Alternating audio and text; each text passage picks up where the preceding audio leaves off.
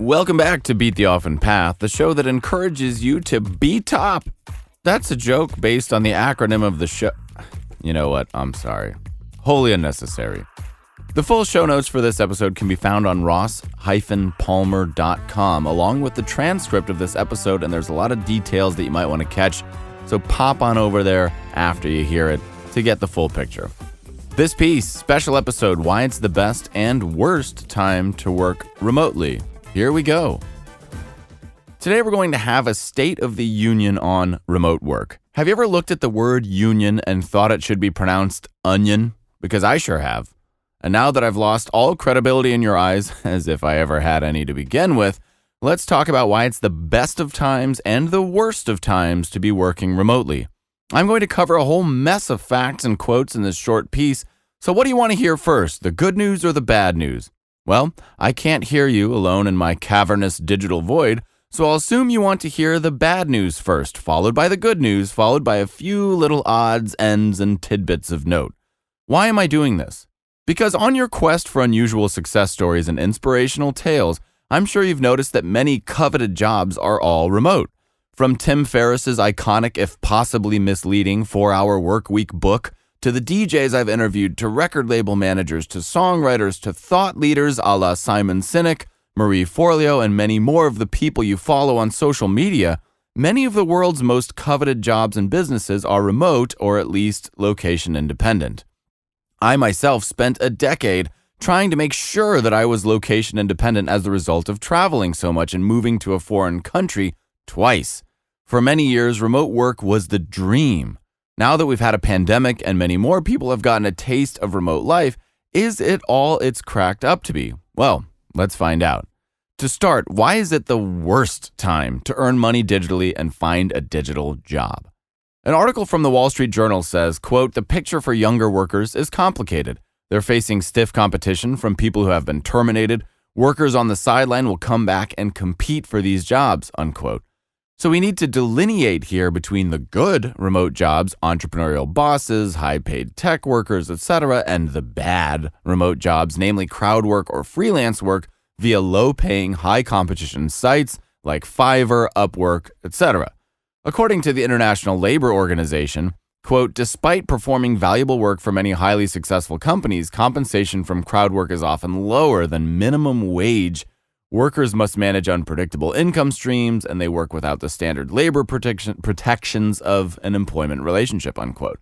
If you've ever tried to earn money on crowd work platforms yourself, that will all ring true. And there's a larger geopolitical issue at play here, namely that in US dollars, a living wage is so vastly different between, say, San Francisco and rural Pakistan. When people from around the world are competing for the same job in the same currency, people from inexpensive countries have a huge advantage in that they need far less to sustain themselves and can therefore win competitive contracts. So it's a great time to be a digital employer if you're from a wealthy country, perhaps less so to be a digital freelancer.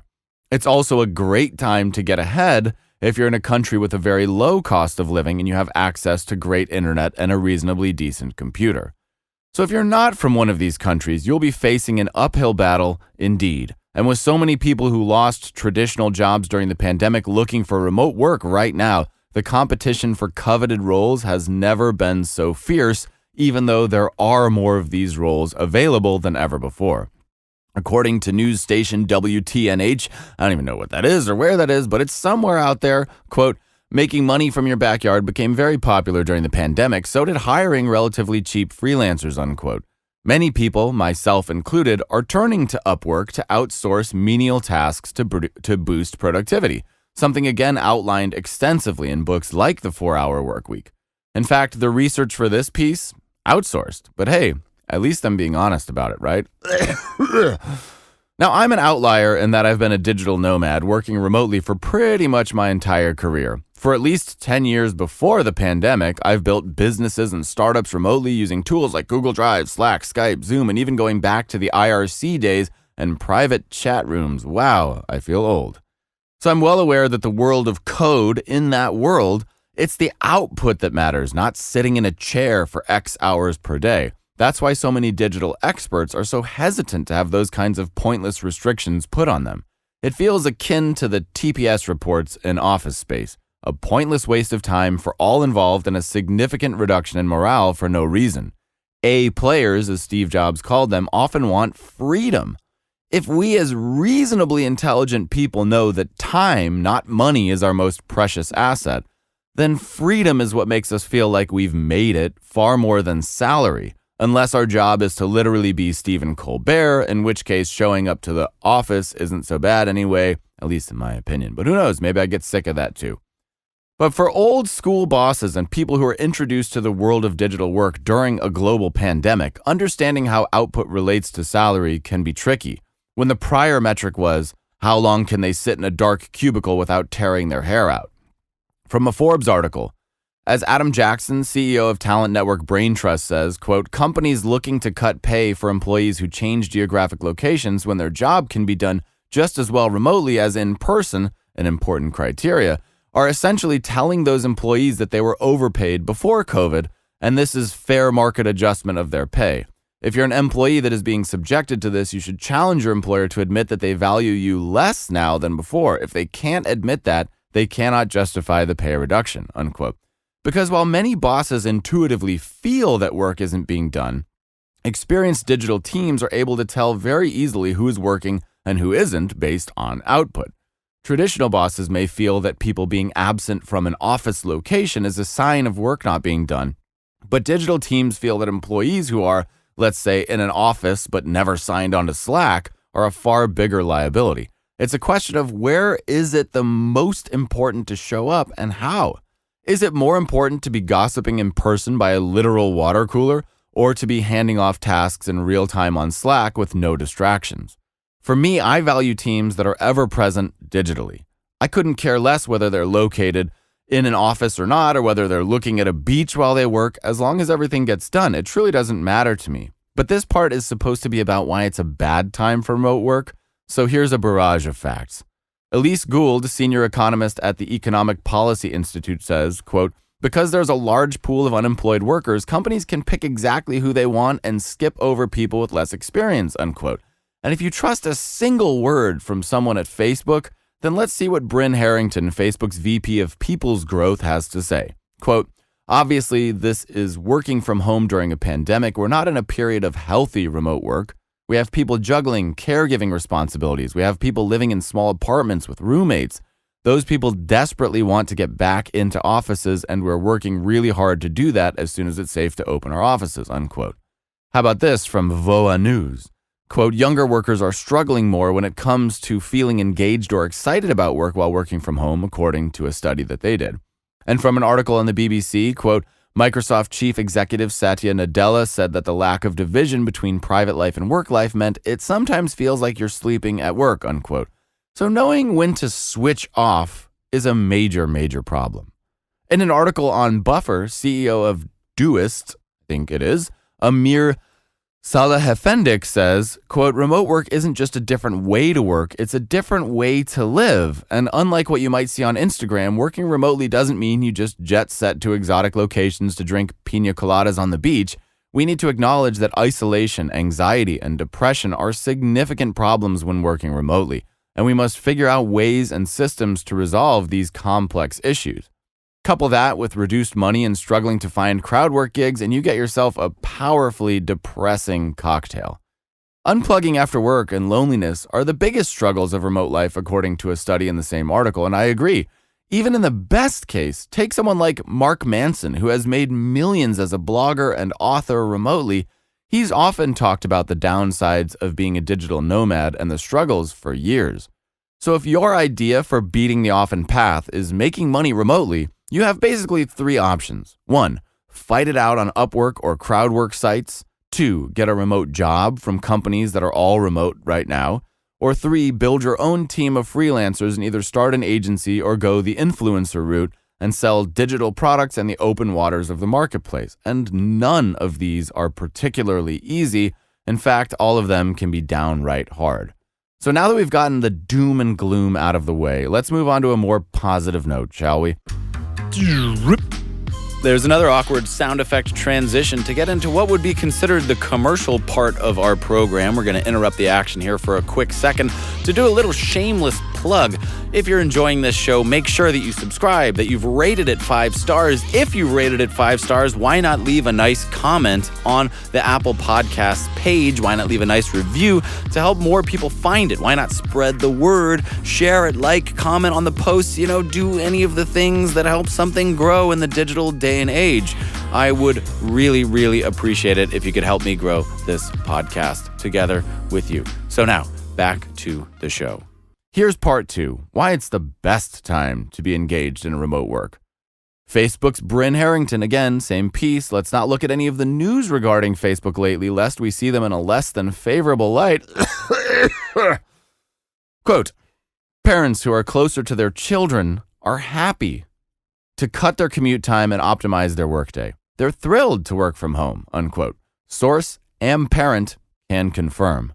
An article from Forbes states, quote, the need for sprawling physical office spaces is going to become a thing of the past.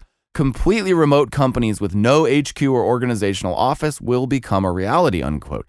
Again, contrary to what evil bosses would have you believe, remote workers are considerably cheaper than their in-office counterparts. No desk space, no internet, no coffee, no non-dairy creamer, no plastic coffee stir sticks, no toilet upkeep. Lord, those office toilets, am I right? Can I get an amen? An article from Global Trade magazine says, quote, the demand for digital services and professionals providing those services has led to more people turning to the industry to find jobs. Digital marketing has emerged as an industry that has the potential to absorb a large section of the newly available talent. As long as they have a computer and a fast and reliable internet connection, any person can train and start working in this sector, unquote. Hey, that sounds a lot like me. I'm any person with an internet connection. Hubstaff says, quote, in our recent State of Remote Work survey, we found that 84.5% of companies intend to continue offering some remote work options after the pandemic. Some, like Twitter, have even instituted a permanent remote working policy, unquote. Sounds like a great time to be a remote. And with this newfound understanding that many of today's jobs can be done just as well, if not better, remotely, comes a certain power back in the hands of the workforce. As CNBC says, quote, even among those who aren't considering changing jobs, half of people currently working remotely say that if their current company doesn't continue to offer remote work options long-term, they'll look for a job at a company that does, unquote. Because the curtain has been pulled back, and especially with people with kids are realizing that output and the bottom line matter more to everybody than any other romanticized notions of what could or couldn't be. The article continues, quote, people who can work remotely tend to be white, college-educated, and higher-income workers. If a post-pandemic workplace accelerates this trend, it could worsen existing income inequality, unquote. Hey, I'm a white, college-educated, higher-income worker. That's great. Oh, wait a minute. You know what? Maybe that's not so great. Maybe that's a pretty dang big downside to this emerging shadow economy or cottage industry or whatever the hell you want to call this. An article from Upwork's own blog says, quote, we know already that most in-demand professionals place high value on flexibility. For example, the youngest generations are most likely to freelance, and professionals craving flexibility will increasingly have managers who not only understand this priority, but will themselves expect it, unquote. So all's well for intelligent, digital, high-paid folk who may or may not be white and come from a place of privilege to begin with. But another article from Forbes says, quote, skills gaps have widened due to the pandemic, and the increase in job automation has catalyzed the demand for retraining and skill-upping, unquote. With entire job categories vanishing in the face of AI and automation, more people need to take remoteness seriously. That's my takeaway anyways. And regardless of your background, there has never in human history been more information readily available for free online. So learning these in-demand skills has never been more possible, even though it may be difficult or impossible without an internet connection. So let's bring it on home with a conclusion here and my takeaway from the whole thing. First, the pandemic sped up a process that was already in place, a global shift towards more digital or remote work. This event has made it more normal for workers to be remote, and for the companies who survived and or thrived during the pandemic, it was a black and white reminder that being physically in an office isn't important for the bottom line of every company. While some companies suffered greatly or even closed down, others had their best year ever. If you're a business owner, there has never been a better time to build a remote team, or if you're a digital nomad who has an entrepreneurial spirit. Second, remote work requires digital skills. These skills are attainable, but they require serious study and commitment. Zoom is just step one. There are hundreds of other programs and digital languages we need to be versed in to be at the upper end of that skill gap. So if this is a path that you desire, it's important to be constantly leveling up your own skills and to take all things digital very seriously. Lastly, remote work comes with its own share of very real challenges. The digital nomad dream is both better and worse for parents, we believe. The pandemic has also shown us how taxing remote work can be for all involved. Here too, the curtain has been pulled back, leaving many with significant mental health issues. In short, digital work is not for the faint of heart. And on a final note, in some sense, we may not have a choice here, folks. The bus is leaving, so to speak, and we're either on it or off of it. At a policy level, this means that fast internet needs to be a right, not a privilege. Literally every person should have both the internet and a computer in every wealthy country. Otherwise, they stand no chance. We need to be mindful of communities that are left behind by this shift.